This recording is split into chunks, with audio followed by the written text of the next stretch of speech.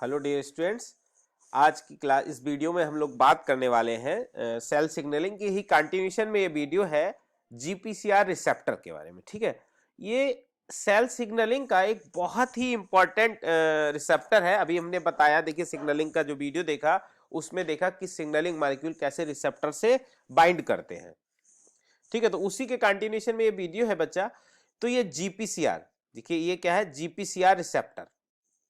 ठीक, तो ये सेल सिग्नलिंग में तो ये जीपीसीआर रिसेप्टर, अगर हम कहें ये हमारा जो जीपीसीआर रिसेप्टर है मोस्ट मतलब ऑल यूकैरियोटिक सेल्स में प्रेजेंट है। GPCR receptor present in all the eukaryotic cells, सभी यूकैरियोटिक सेल्स के अंदर जीपीसीआर रिसेप्टर क्या होता है, प्रेजेंट होता है। ठीक है, जीपीसीआर रिसेप्टर सभी यूकैरियोटिक और सब इसका जो जीपीसीआर रिसेप्टर है, ये देखिए ये सेल मेम्ब्रेन है, this is the cell membrane. Cell membrane हमारा क्या होता है, लिपिड बाइलेयर स्ट्रक्चर होता है। कैसा बेटा, लिपिड बाइलेयर स्ट्रक्चर, ये सब हम लोग पढ़ चुके हैं। लिपिड बाइलेयर स्ट्रक्चर है ना। ठीक, तो ये जो जीपीसीआर रिसेप्टर है इस लिपिड बाइलेयर स्ट्रक्चर को 7 टाइम क्रॉस करता है। देखिए 1 2 3 4 5 6 7। ठीक है, तो ये जीपीसीआर रिसेप्टर इस लिपिड बाइलेयर को 7 टाइम क्रॉस करता है। तो इस जीपीसीआर रिसेप्टर को हम सर्पेंटाइन क्या कहते हैं बच्चा, सर्पेंटाइन रिसेप्टर। ठीक, तो GPCR receptor also known as serpentine receptor. ठीक, ये जो जीपीसीआर रिसेप्टर है ये हर तरीके के सिग्नलिंग पाथवे, ये बहुत सारे सिग्नलिंग मॉलिक्यूल्स के द्वारा एक्टिवेट होता है।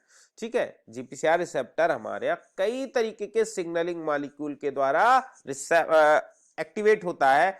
वो सिग्नलिंग मॉलिक्यूल हमारा न्यूरोट्रांसमीटर भी हो सकता है, वो सिग्नलिंग मॉलिक्यूल हमारा हार्मोन भी हो सकता है, वो सिग्नलिंग मॉलिक्यूल कोई भी ग्रोथ फैक्टर भी हो सकता है। ठीक है, यानी GPCR receptor activated by many type of signalling molecule like neurotransmitter, like hormone, like growth factors. ठीक है, क्लियर। तो हम कह सकते हैं ये जो जीपीसीआर रिसेप्टर है वो कई टाइप की एक्टिविटीज के लिए, लाइक हमारे आईज में प्रेजेंट, हम देखने के लिए, विजन के लिए भी रेस्पॉन्सिबल हो सकता है, टेस्ट के लिए भी रेस्पॉन्सिबल हो सकता है, स्मेल के लिए भी रेस्पॉन्सिबल हो सकता है, और भी कई सारी एक्टिविटी के लिए भी ये रेस्पॉन्सिबल हो सकता है। ठीक, यानी जीपीसीआर रिसेप्टर हमारे कई टाइप के होते हैं। इनको क्लास ए, बी1, बी2, सी और एफ। ठीक है, इतने सारे इनमें को डिवाइड कर सकते हैं, इतने टाइप के जीपीसीआर रिसेप्टर हो सकते हैं। क्लास ए वाला रोडोप्सिन के लिए होता है, रोडोप्सिन के लिए कहां पर होगा, हमारे आई में विजन के लिए रेस्पॉन्सिबल होगा। क्लास बी1 सेक्रेटिन, सेक्रेटिन एक हार्मोन है, उसके लिए ही होता है। एडेसन, एडेसन प्रोटीन के लिए, एडेसन सेल एडेसन के लिए हो सकता है। ग्लूटामेट, ग्लूटामेट हमारा अमीनो एसिड है एक, तो अमीनो एसिड पाथवे उसके लिए भी सिग्नलिंग मॉलिक्यूल। फ्रिज्ड और टेस्ट, इन सब के लिए जीपीसीआर रिसेप्टर हो सकता है। ठीक, तो जीपीसीआर जो रिसेप्टर होता है वो जी प्रोटीन कपल्ड रिसेप्टर होता है, उसके साथ कई सारी, ये देखिए ये डिफरेंट टाइप की जी प्रोटीन है, alpha beta gamma, these are the G proteins. कौन सी प्रोटीन है बेटा, तो हम GPCR G protein coupled signalling pathway इसको बोलते हैं, इसीलिए ये क्या है, जी प्रोटीन्स है। कौन कौन सी, अल्फा बीटा गामा। ये जो ये प्रोटीन्स होती है, ये जीपीसीआर से जब सिग्नलिंग मॉलिक्यूल एक्टिवेट होता है, ये जो इनके साथ ये देख रहे हैं, ये जीडीपी मॉलिक्यूल अटैच है। जब इन जी प्रोटीन की अल्फा सब यूनिट के साथ जीडीपी मॉलिक्यूल अटैच होता है, तो उस समय ये जो कॉम्प्लेक्स है ये कैसा है, इनएक्टिव होता है। लेकिन जैसे ही हमारा ये सिग्नलिंग मॉलिक्यूल इस रिसेप्टर पर आकर बाइंड करता है, ये रिसेप्टर क्या करता है, इस जीडीपी को, जीडीपी हमारा अल्फा सब यूनिट से डिसोसिएट हो जाता है और यहां पर आकर क्या जुड़ जाता है, जीटीपी। ये देखिए क्या जुड़ गया, ये हमारा क्या है, अब जीटीपी हो गया।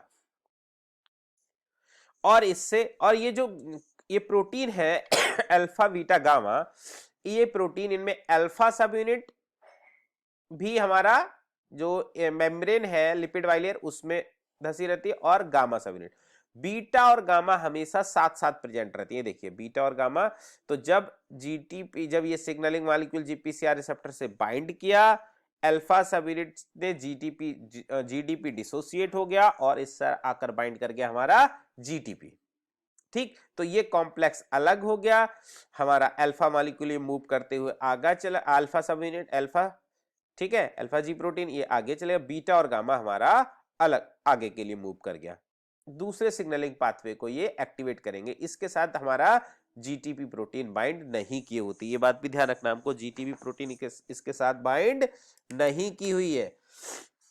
ठीक, लेकिन ये दोनों साथ साथ रहते हैं। ये कॉम्प्लेक्स हमारा जी बीटा गामा कॉम्प्लेक्स होता है, ये जी बीटा गामा कॉम्प्लेक्स, ठीक है, और ये हमारा अल्फा जीटीपी, ठीक, अल्फा जीटीपी, जी अल्फा जीटीपी कॉम्प्लेक्स है ये, दिस इज, ये क्या करता है, डिफरेंट सिग्नलिंग पाथवे को, जो इंट्रासेलुलर, ये सेल के अंदर का पार्ट हो रहा है, इंट्रासेलुलर सिग्नलिंग मॉलिक्यूल्स को एक्टिवेट करता है।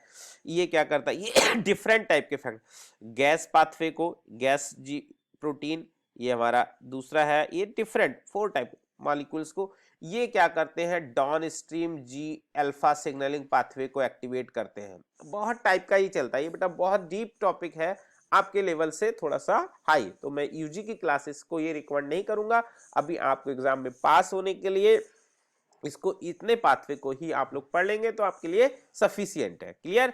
ठीक, तो ये डाउन स्ट्रीम जी अल्फा सिग्नलिंग मॉलिक्यूल एक्टिवेट हुए, अब ये क्या करेंगे, अंदर हमारे न्यूक्लियस के अंदर चले गए।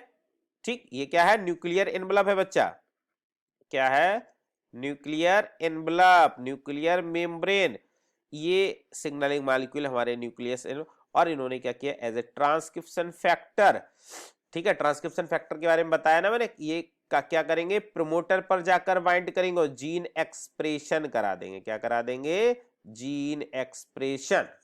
ट्रांसक्रिप्शन फैक्टर क्या करेंगे, जीन एक्सप्रेशन, प्रमोटर से बाइंड करते हैं, आरएनए पॉलीमरेज की बाइंडिंग को, यूकैरियोट्स में आरएनए पॉलीमरेज डायरेक्ट प्रमोटर से बाइंड नहीं कर पाता है, उसको बाइंडिंग में बहुत सारे ट्रांसक्रिप्शन फैक्टर हेल्प करते हैं, ये सब मैं बता चुका हूं बच्चों क्लास में।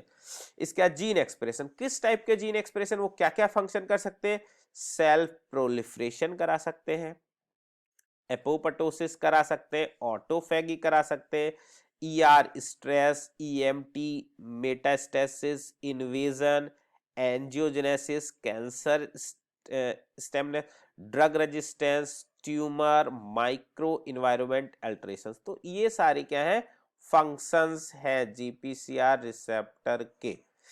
ठीक है बच्चा, तो आपको इसमें ध्यान रखना है कि जीपीसीआर रिसेप्टर सभी यूकैरियोटिक सेल्स में पाया जाता है। जीपीसीआर रिसेप्टर क्या है, सभी यूकैरियोटिक सेल्स में पाया जाता है। ठीक, सभी टाइप के signalling molecules like neurotransmitter, hormones और ग्रोथ फैक्टर्स के द्वारा स्टिमुलेट हो सकता है। जीपीसीआर क्या है, एक जी प्रोटीन्स को स्टिमुलेट करता है, किसको, जी प्रोटीन्स, वो जी प्रोटीन्स 3 टाइप्स के, अल्फा, बीटा एंड गामा। तो जो अल्फा बाद में आपकी ये मोनोमेरिक फॉर्म में, मोनोमेरिक, ठीक है, मोनोमेरिक फॉर्म में, और ये बीटा गामा ये डाइमेरिक स्ट्रक्चर, इनको एक्टिवेट किया, ये अलग हो गई, ये हमारे सेल मेम्ब्रेन से ही अटैच रहेंगी। ठीक, ये जो हमारी जी अल्फा मोनोमेरिक प्रोटीन है, जी अल्फा, ये क्या करती है, डिफरेंट सिग्नलिंग मॉलिक्यूल को एक्टिवेट करती है, ये डिफरेंट सिग्नलिंग मॉलिक्यूल है, इनसे जीटीपी अटैच कराएगा, ये डाउनस्ट्रीम सिग्नलिंग पाथवे को एक्टिवेट करेंगे और ट्रांसक्रिप्शन फैक्टर को एक्टिवेट करेंगे। ट्रांसक्रिप्शन फैक्टर क्या कराएगा, जीन का एक्सप्रेशन कराएगा जीन का एक्सप्रेशन होगा तो डिफरेंट फंक्शन हो गए। मैंने कहा कि जो जीन है उसका फंक्शन एक्सप्रेशन, एक्सप्रेशन में मैंने कहा हम 2 प्रोसेस को इसीलिए इन्वॉल्व करते हैं, ट्रांसक्रिप्शन एंड ट्रांसलेशन। ठीक, तो ये जीपीसीआर रिसेप्टर के बारे में है बच्चा, ये एक सिग्नलिंग पूरा कैस्केड सिस्टम चलता है, जब तक जी प्रोटीन से हमारा जीडीबी बाइंड रहेगा तब तक ये क्या होंगी, इनएक्टिव होंगी, इनएक्टिव होंगी बच्चा ना, इनएक्टिव होंगी, कोई काम नहीं। जैसे ही इनके साथ जीटीपी बाइंड करेगा, जीटीपी बाइंड करेगा तो ये क्या हो जाएंगी, एक्टिव हो जाएंगी। और जीटीपी कब बाइंड करेगा बच्चा, जब इनके साथ कोई जीपीसीआर से कोई सिग्नलिंग मॉलिक्यूल अटैच होता है तब। ठीक है, तो ये बच्चा जीपीसीआर रिसेप्टर के बारे में थोड़ा सा ओवरव्यू है। मुझे लगता है आप लोग इसको थोड़ा समझ के थोड़ा सा लिख सकते हैं। अगर एग्जाम में ये क्वेश्चन आएगा तो आप लोग इसको कर लेंगे। ठीक है, थैंक यू।